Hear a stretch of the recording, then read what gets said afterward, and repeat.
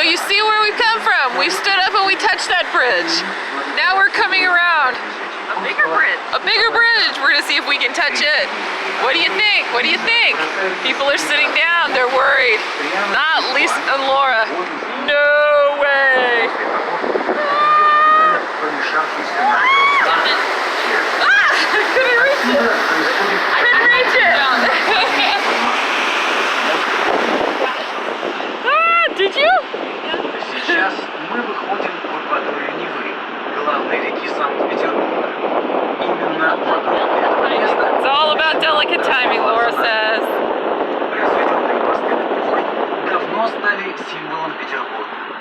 Слева от нас находятся Дворцовый и Биржевой мосты, These are the drawbridges that go up at around midnight, 12:30, 1 o'clock in the morning. You take a boat cruise for 12:30 to 3:30 in the morning.